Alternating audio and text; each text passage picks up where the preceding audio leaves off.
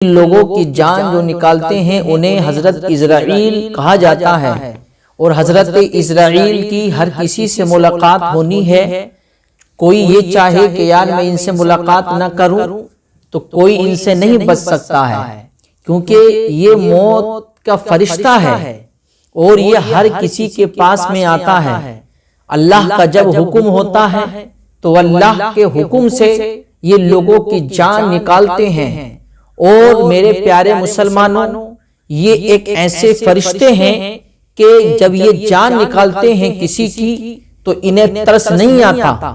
انہیں رحم نہیں آتا ہے، کیونکہ انہیں تو اللہ کا حکم پورا کرنا ہوتا ہے۔ اب جب کسی کی جان نکالی جاتی ہے، مثال کے طور پر بیٹا ہو، جوان بیٹا، اس کی جان نکل رہی ہو تو ماں چیخیں مار کے روتی ہے،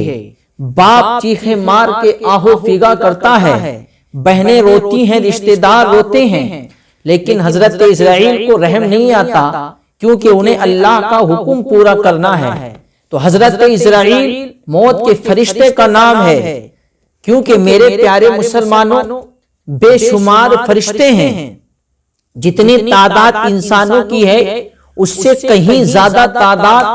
فرشتوں کی ہے۔ اللہ نے فرشتوں کے کاموں کو مقرر کر رکھا ہے، کوئی فرشتہ کسی کام پر مقرر ہے، کوئی فرشتہ کسی کام پر مقرر ہے، یعنی کہ کچھ فرشتے انسان کے نام اعمال لکھتے ہیں، کچھ فرشتے انسان کی برائیاں لکھتے ہیں، کچھ فرشتے پانی برسانے پر مقرر ہیں۔ اللہ نے سارے فرشتوں کی ڈیوٹی الگ الگ مقرر کر رکھی ہے، اور حضرت اسرائیل لوگوں کی جان نکالتے ہیں۔ یہ ایک ایسے فرشتے ہیں کہ انہیں کسی کے رونے پر چیخو پکار کرنے پر رحم نہیں آتا ہے۔ ایک مرتبہ اللہ رب العزت نے حضرت اسرائیل یعنی موت کے فرشتے سے پوچھا کہ اے اسرائیل بتاؤ تو صحیح، کیا کبھی تمہیں کسی کی روح نکالنے میں ترس آیا؟ کیا تمہیں کبھی کسی کی روح قبض کرنے میں رحم آیا ہے؟ کیا تمہارے دل میں کبھی یہ خیال آیا کہ یار میں اس کی روح قبض نہ کروں؟ اللہ نے فرمایا اے اسرائیل بتاؤ تو صحیح، کیا کبھی تمہیں رحم آیا کسی کی روح نکالنے میں؟ کبھی کسی کی روح قبض کرنے میں تمہیں رحم آیا؟ تو اسرائیل علیہ السلام نے کہا کہ اے رب قدیر، ہاں مجھے 2 لوگوں کی روح نکالنے پر رحم آیا، 2 لوگوں کی روح قبض کرنے پر مجھے ترس آیا۔ اللہ نے ارشاد فرمایا اے اسرائیل بتاؤ 2 جگہ پر 2 لوگوں پر کہاں کہاں تمہیں رحم آیا؟ تو حضرت اسرائیل نے جواب دیا اے پروردگار عالم، جب تیرا حکم آیا تو میں ایک خاتون کی روح قبض کرنے کے لیے گیا، اور وہ خاتون اپنے گود میں اپنے بچے کو لے کر بیٹھی ہوئی تھی، اس کا بچہ چھوٹا تھا، وہ بچہ اور اس کی ماں دریا کے اندر ایک جہاز پر بیٹھ کر کے تیرتے ہوئے جا رہے تھے۔ اس وقت تیرا حکم آیا تھا کہ اس خاتون کی روح کو قبض کر لیا جائے۔ اے رب قدیر، میں نے تیرا حکم پاتے ہی میں اس کے قریب پہنچ گیا۔ جب میں اس کی روح قبض کرنے لگا تو مولا مجھے بہت رحم آیا، کیونکہ یہ سوچ کر کہ اس کی گود میں چھوٹا بچہ ہے، اس بچے کا خیال کون رکھے گا؟ اس بچے کا دنیا میں اس کی ماں کے علاوہ کوئی اور نہیں ہے، اس کی ماں کے جانے کے بعد اس بچے کا کیا ہوگا؟ اس بچے کو دودھ کون پلائے گا؟ اس بچے کا خیال کون رکھے گا؟ اے رب قدیر، میں نے یہ سوچا تو مجھے رحم آیا، اس بچے کے رونے پر مجھے بہت رحم آیا تھا، لیکن مولا میں کیا کرتا؟ تیرا حکم تھا، تیرے حکم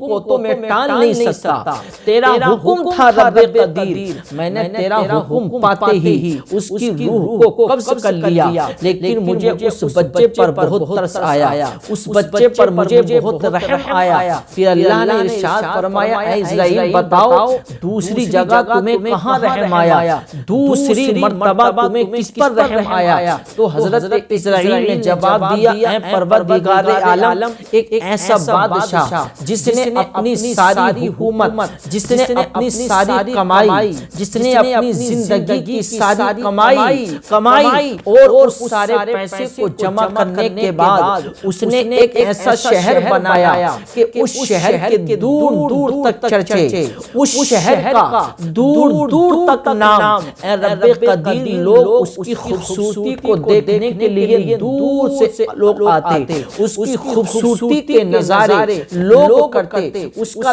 دور دور تک چرچا، اے رب قدیر گویا کہ اس بادشاہ نے اس محل کو جنت کا نام دیا تھا کہ یہ دنیا میں نے جنت بنائی ہے، اے رب قدیر اس نے اپنی پوری زندگی کی کمائی اسی شہر کو بنانے میں لگا دی تھی، اے رب قدیر جب اس کا محل بن کر کے تیار ہو گیا،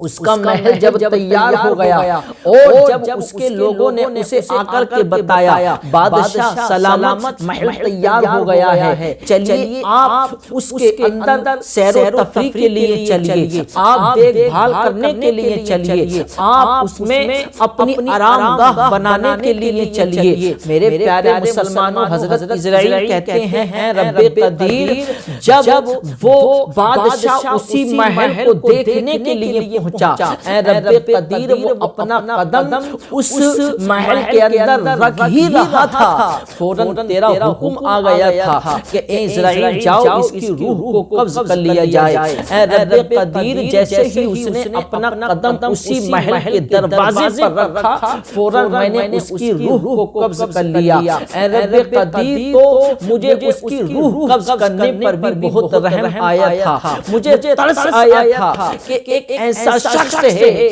جس نے پوری زندگی کی کمائی اس میں لگا دی، جس نے اپنی ساری دولت جو کمائی وہ اس میں لگا دی، بڑی محنت سے اس نے پیسہ کما کر کے اس میں لگایا اور رب قدیر اسے دیکھ بھی نہیں پایا، فوراً اس کی روح قبض کرنے کا حکم ہو گیا، اے رب قدیر میں نے اس کی روح کو قبض کر لیا تو مجھے بڑا ترس آیا تھا کہ یہ ایک نظر سے دیکھ بھی نہ سکا، ایک قدم اس کے اندر رکھ بھی نہ سکا، تو اللہ نے ارشاد فرمایا اے اسرائیل یہ دو جگہ پر تمہیں ترس نہیں آیا بلکہ تمہیں جو ترس آیا یہ ایک ہی شخص پر آیا، یعنی تمہیں جو بچے پر ترس آیا تھا وہ یہی چھوٹا بچہ تھا، یہ تم سمجھ رہے تھے کہ اس کا کون خیال رکھے گا، اس کی دیکھ بھال کون کرے گا، اے اسرائیل دیکھو ہم نے اس بچے کا ایسا خیال رکھا، اس بچے کو ہم نے ایسی پرورش دی، ہم نے اس بچے کو ڈوبنے سے بچایا، اس بچے کا اس کی ماں کے علاوہ کوئی نہیں تھا، لیکن ہم نے اس کا خیال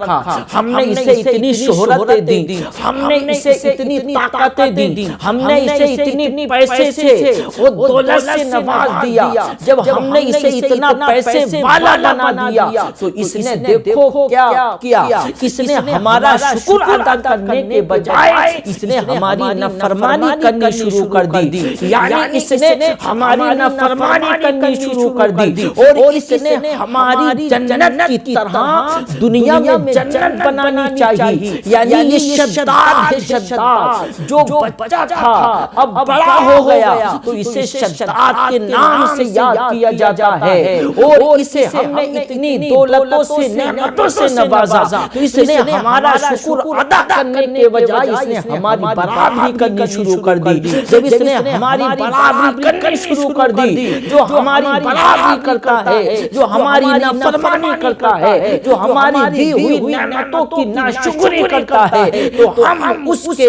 نشے کو ایسے ہی ڈھیلا کرتے ہیں، ہم اس کو ایسے ہی نصیحت دلاتے ہیں، ہم اس کو ایسے ہی سبق دلاتے ہیں، تو اے اسرائیل تمہیں جو ترس آیا وہ دو شخصوں پر نہیں بلکہ ایک ہی شخص پر آیا، وہ بچہ جو تھا وہ یہی شداد تھا، بڑے ہو کر جو شداد بنا ہے، اس نے ہماری نافرمانی کی ہے اس لیے ہم نے اسے سبق دلایا ہے۔